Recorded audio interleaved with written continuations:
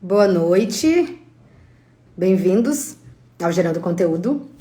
Hoje a gente vai falar um pouquinho sobre hipertensão arterial, que é uma doença muito comum, silenciosa, uma doença crônica. A gente vai entender um pouquinho mais o que significa dizer que eu tô com uma pressão alta ou que a minha pressão é baixa. Ó, a doutora Cris tá entrando e a gente vai poder conversar.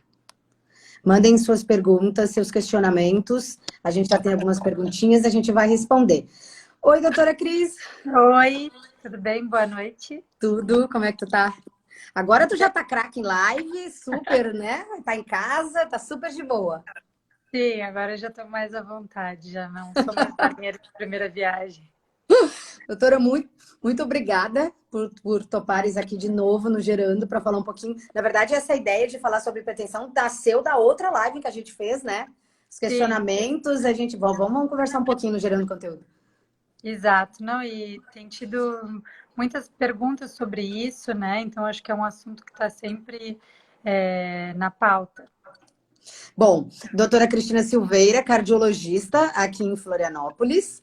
Doutora, vamos falar um pouquinho então o que é a hipertensão arterial? De onde é que surge? Então, isso é uma pergunta muito frequente, assim, por que que eu sou hipertenso, né? Todo mundo no consultório chega querendo saber por que que isso aconteceu. E, na verdade, 98% dos casos são pacientes que são hipertensos por múltiplos fatores e que a gente chama daquela hipertensão essencial.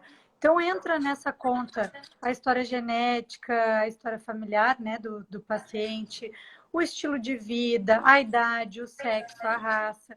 Então, tem coisas aí que a gente não consegue mudar, né? Mas, claro que, assim, sempre que a gente tem um diagnóstico novo de hipertensão, é importante a gente entender naquele paciente se tem alguma outra coisa que possa ter colaborado para isso acontecer. Então, uso de medicações, ou então doença renal, doenças endócrinas, são casos mais raros, mas que se a gente não procura, a gente não vai encontrar, né? Então, nesses casos, assim, às vezes a gente pode ter uma doença que está causando a hipertensão e resolvendo essa doença, a gente pode, então, resolver a hipertensão. Mas isso é uma minoria dos casos. Tá. Doutora Cris, até vou aproveitar, né, puxar dessa ideia de como surgiu, como é que ela surge. Foi um questionamento de um dos seguidores aqui do Gerando Conteúdo. É hereditário, doutora? A história familiar, ela conta muito, tá? Então, se tem pessoas na tua família, os familiares de primeiro grau, principalmente, então pai, mãe, irmãos, né, que começaram com hipertensão precoce, isso é um fator de risco também, tá? Então, a gente sempre recomenda, se tu tens um irmão, ou pai, ou a mãe com história de hipertensão, é importante já fazer um acompanhamento desde cedo. A gente hoje tem estudos que mostram que as alterações vasculares, as alterações de microcirculação, elas começam até mesmo antes da gente ter o diagnóstico de hipertensão. E quando a gente faz o diagnóstico, por a hipertensão ser uma doença muito silenciosa, muitas vezes a gente já tem o paciente hipertenso há 4, 5 anos e não sabia, né? E às vezes a gente vai fazer o diagnóstico quando o paciente já está tendo uma lesão de órgão-alvo, já tem uma doença renal, já tem uma doença cardíaca. Então, quanto mais precoce o diagnóstico, quanto mais a gente puder atuar de forma preventiva, melhor. Doutora Cris, eu vou ter que falar para que depois, né, nós não percamos todas essas mensagens, que elas vão ficando lá para cima, a gente vai conversando. Mas, ó, tem paciente teu aqui dizendo que tu já salvou a vida mais de uma vez, dizendo que tu é uma médica maravilhosa. Esses elogios a gente precisa falar, claro. Minha médica favorita, então a gente não pode deixar de comentar que o pessoal tá aqui, tá te escutando. E ali assina embaixo. Ah, então eu tenho muita sorte, eu tenho pacientes muito queridos que realmente torcem por mim, pela minha família, então isso me preenche muito, assim. Que bom. É o melhor retorno. Bom, doutora, a gente fica bem contente quando o pessoal entra e comenta na live. Bom, vamos lá.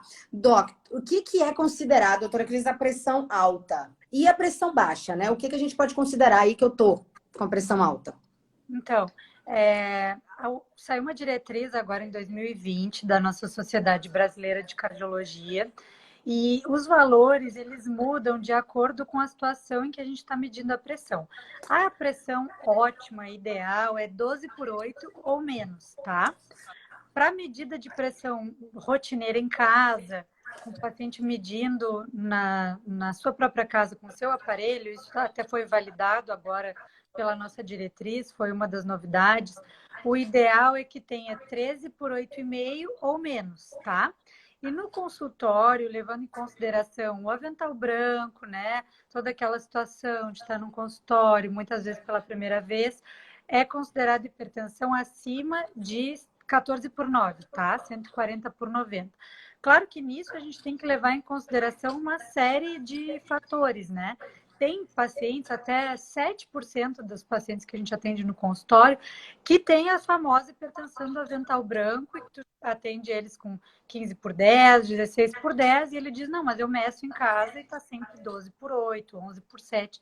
Então, isso a gente tem que valorizar, né? Então, essa medida rotineira em casa, existem até aplicativos, e existe uma recomendação da Sociedade de Cardiologia da gente ter pelo menos 7 medidas e fazer uma mediana entre elas, não é uma média, tá? É uma outra fórmula matemática, é uma mediana. Então já tem aplicativos e tabelas de Excel que fazem isso. E aí a gente considera, então, hipertenso acima de 13/8,5 em casa. Para o método padrão ouro, assim, para a gente esclarecer mesmo se o paciente é hipertenso ou não, muitas vezes tirar essa questão dos fatores emocionais e conseguir estabelecer o diagnóstico com certeza, a gente muitas vezes precisa lançar a mão do mapa 24 horas, que é um método diagnóstico que nos auxilia muito assim, nesse sentido, principalmente para ver como é que fica a pressão do paciente ao longo da noite, da madrugada, do sono. A gente tem um índice de eventos cardiovasculares entre 6 e 8 da manhã mais alto, né? Então, esse período da noite tem que acontecer um descenso noturno, a pressão tem que cair, a frequência cardíaca tem que cair, e o mapa nos ajuda muito a ver como que a pressão fica nesse cenário. Então, às vezes, na dúvida do diagnóstico, a gente pode lançar a mão dessa ferramenta. Tá.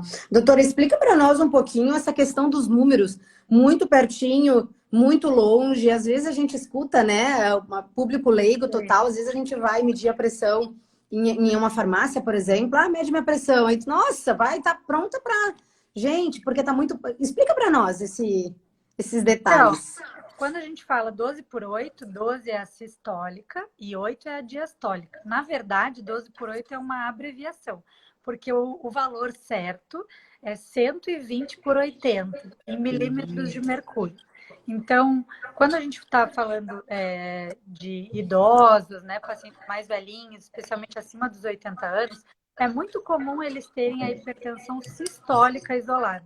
Então, às vezes, eles têm 15/6, 16/8, né? E até há muitos anos atrás a gente achava que isso não era um problema, né? E que isso era do idoso mesmo, e depois se viu que não, que isso também é um problema e também traz riscos. Nos mais jovens, ali pelos 30, 35 anos, é o contrário. A gente costuma ter uma hipertensão diastólica isolada. Então, eles podem fazer 13/10, né? 12/10, 12/9, e isso é um problema também, tá? Sempre quando a gente vai colocar uma meta de pressão e escolher a medicação, escolher começar tratamento medicamentoso, a gente também tem que levar em consideração não só o valor da pressão, mas também o risco cardiovascular do paciente. Então, eu posso ter um paciente com uma pressão meia boca, vamos dizer assim, 13/9, 13/10, mas toda a família morreu do coração, ele é diabético, ele é gordinho, ele é fumante. Então, nesses casos, daí a gente tem que atuar de forma mais agressiva, né? Eu sempre falo essa frase, assim, quem é meu paciente já sabe, quanto mais bravo o cachorro, mais curta a coleira que eu trago. Então, se o risco cardiovascular é mais alto, a gente tem que trazer numa meta mais rígida, né? Doutora, desculpa. Pode falar. Não, eu ia fazer o questionamento agora do Ebert, que eu achei bem, bem legal, mas conclui para nós primeiro.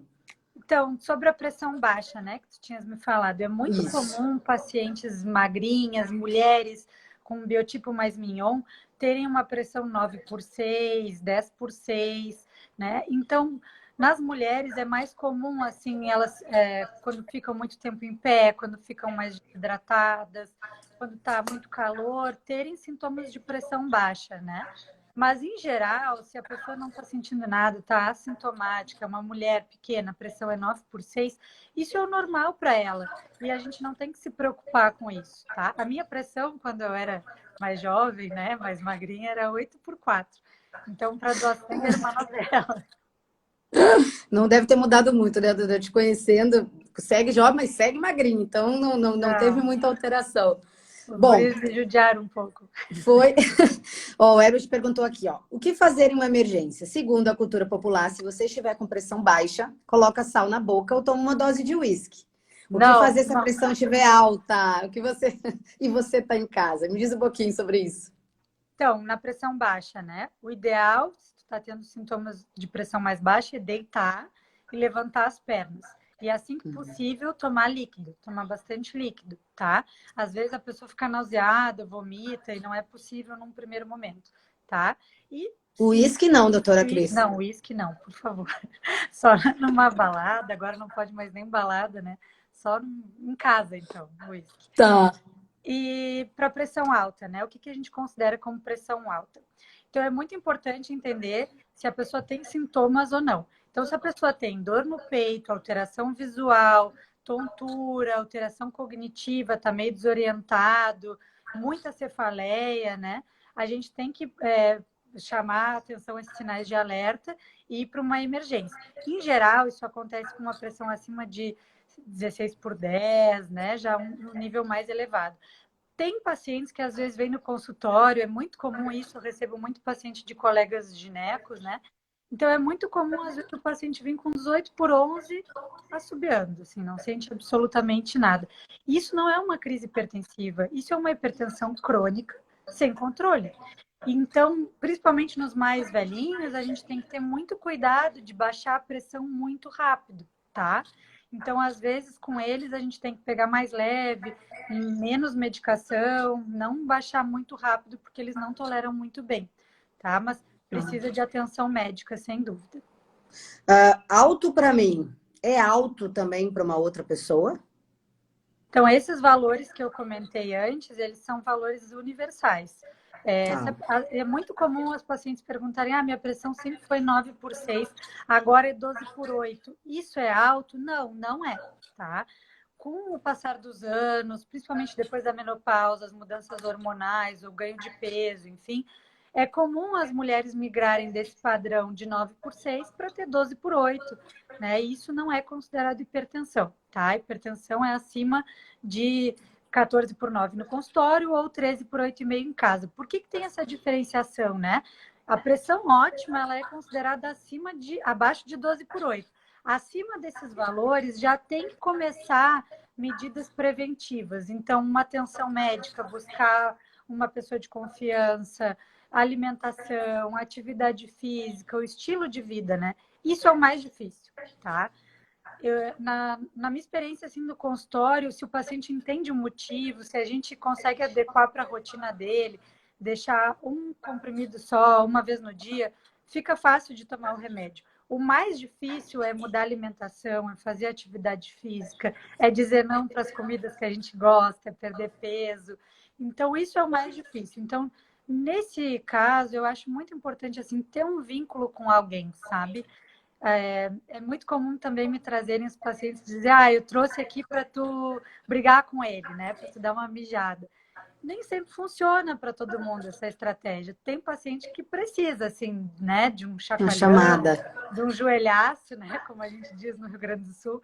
Mas tem outros pacientes que não, que ficam muito chateados, que ficam muito ofendidos até, e que precisam mais de um acolhimento, até mesmo de um colo, vamos dizer assim. A Então, conscientização, então, doutora, é o mais difícil. exato. E entender cada um dentro da sua realidade, né? Não adianta eu dizer para um cara que... Uma mãe, né? Que tem 2 empregos, 3 filhos e faz milhões de coisas, as crianças estão em casa, que ela tem que fazer atividade física todo santo dia, 1 hora por dia, comer salada, enfim. Isso não encaixa para ela. Então, às vezes, uma meta mais realista deixa a pessoa menos frustrada, né? Quando a gente falou em tratamento medicamentoso, doutora, eu tomo remédio, por exemplo, a pressão, e a minha pressão de uma hora para outra não está mais baixando. O remédio parou de fazer efeito? Não, provavelmente a hipertensão evoluiu, tá? É bem comum que a gente tenha que usar 2 ou 3 medicações em associação para conseguir ter um bom controle da pressão. Na verdade, a diretriz nova já recomenda, inclusive para hipertensos leves, de alto risco, combinação de 2 medicações. Porque daí cada uma atua num determinado ponto do organismo, vamos dizer assim, e uma potencialização da outra, tá? Então, é muito comum os pacientes, ao longo dos anos, evoluírem na sua doença. Hipertensão é uma doença crônica e precisar de um ajuste da medicação, mas não que o remédio deixe de funcionar. Tá. De quanto em quanto tempo eu tenho que fazer uma consulta de rotina, doutora Cristina, no cardiologista? Depende muito do paciente, da situação de vida e do risco cardiovascular, mas eu diria que o mínimo é uma vez por ano. Tá. Exames de rotina, algum específico ou quase sempre são os mesmos para tentar manter? Então, a gente, quando tem um diagnóstico de hipertensão, a gente tem que pensar que a hipertensão é uma doença que está envolvida como fator de risco para outras doenças. Então, 80% dos casos de AVC podem estar ligados à hipertensão. Então, é sempre interessante a gente começar a procurar as lesões nos órgãos-alvo antes da pessoa ter um infarto, antes da pessoa ter um AVC. Se eu esperar a pessoa sentir alguma coisa, às vezes já é tarde, né? Então, eu tenho que começar antes. E nisso tudo entra nessa jogada não só o nível de pressão que a pessoa tem, mas essa avaliação do risco cardiovascular. Então, a história familiar, os hábitos de vida, as outras doenças que a pessoa tem, né? Então, é muito importante essa conversa, uma pessoa que te entenda como um todo, né? Tá. Sei que é uma parte, né, uma especialidade que tu gosta bastante, que é cuidar das gestantes, dos bebezinhos. A gestante, normalmente, ela tem um aumento de pressão, doutora? Nos primeiros 3 meses, ao contrário. Nos primeiros 3 meses, o corpo da mulher faz uma vasodilatação. Então, às vezes, se a paciente é uma hipertensa leve, sem diagnóstico, nos primeiros 3 meses a pressão cai e aí pode mascarar bastante. Às vezes a gente nem consegue fazer o diagnóstico de hipertensão nesse primeiro momento. A partir de 12 semanas, né, ou dos 3 meses, esse reflexo ele começa a diminuir e aí a pressão começa a aumentar. Então, se eu tenho uma paciente que já era hipertensa, que nas primeiras 12 semanas ficou normal e depois de 13, 14 semanas a pressão voltou a subir, muito provavelmente ela era hipertensa antes. A pré-eclâmpsia, que é uma doença hipertensiva específica da gravidez, que tem alterações mais específicas, geralmente surge depois de 20 semanas, então depois do 5º mês, mais ou menos. Daí, nesse caso, a conduta é bem diferente, tá? Então, a gestante é um grupo muito específico de paciente. Eu gosto muito de tratar, mas nem todos os cardiologistas são familiarizados com essas peculiaridades. E exige muito que o cardiologista e o ginecologista trabalhem juntos em equipe, sabe? Então, é uma paciente que tem que estar muito na mão, assim, muito específica, porque são 2 pacientes, né? A gente tem que cuidar da mãe e do bebezinho também. Do bebê. Nós tivemos uma live sobre pré-eclâmpsia ano passado, que foi bastante, o doutor Fernando comentou bastante desse trabalho contínuo e mútuo entre o cardiologista e o ginecologista para acompanhar essa paciente que tem um risco, né, de pré-eclâmpsia ou, né, na hora do parto, alguma coisa assim. Teve um questionamento bem legal aqui, o Mário perguntou: como fazer para o HDL subir? É muito difícil? É difícil, pode ser bem difícil. Até hoje, o HDL, só para explicar, é o colesterol bom, tá? O colesterol que protege o coração. Então, quanto mais alto, melhor. Mas algumas pessoas, especialmente mulheres pós-menopausa, diabéticos, pacientes que têm história na família, podem ter o HDL baixo, tá? Abaixo de 45, 40, em alguns casos a gente considera. Não existe, assim, nenhuma medicação que até hoje tenha se mostrado eficaz em aumentar o HDL. O que modifica, o que pode ajudar nisso é dieta e atividade física. E como a gente estava falando, isso é o mais difícil de mudar. Mas, assim, as doenças, elas nunca são unifatoriais. Então, às vezes, o paciente vai lá e muda todo o seu estilo de vida, muda a sua dieta e o HDL continua muito baixo. Isso gera muita frustração. Então, é importante a gente entender que, sim, o paciente vai colher benefícios se ele fizer atividade física, modificar a sua dieta, mas nem sempre ele vai conseguir aquele número mágico do HDL maravilhoso que ele quer. Então, isso às vezes deixa a pessoa meio É, chateada. é muito difícil, né? Ó, eu vou abrir aqui então para as perguntinhas que nos fizeram nas caixinhas, que sempre tem coisas interessantes, como também perguntaram nas caixinhas sobre o estresse, e a Clarice perguntou aqui: sal, estresse, sedentarismo pioram a pressão arterial? Sim, tudo isso. O sal é um fator muito importante, né? A gente come muito sal em coisas que a gente não está enxergando. Hoje em dia a gente tem uma alimentação com muito industrializado, refrigerante, Coca-Cola, né, dona Clarice? Que ajuda muito a dificultar o controle da Ah, hipertensão, né? O chamadinha sedentarismo em também, rede. ela sabe. ah, Pode dar impotência, doutora Cristina. Algumas classes de Ou levar, né? medicação, algumas classes de medicação que a gente usa para pressão podem dificultar um pouco na ereção, tá? Isso é sempre um tabu no consultório. Os pacientes, os homens não gostam muito de falar sobre isso. Às vezes é a esposa que me liga, que me conta que tá meio difícil, sabe?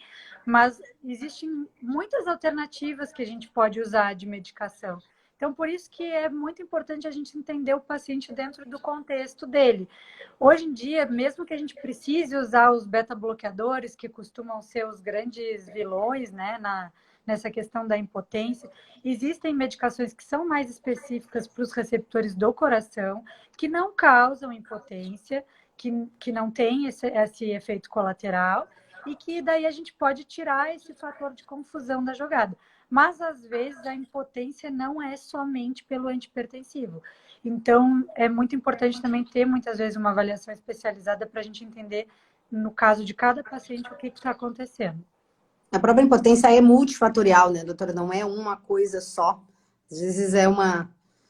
Exato, e é muito comum, assim, pós-infarto, eles ficam com medo, sabe?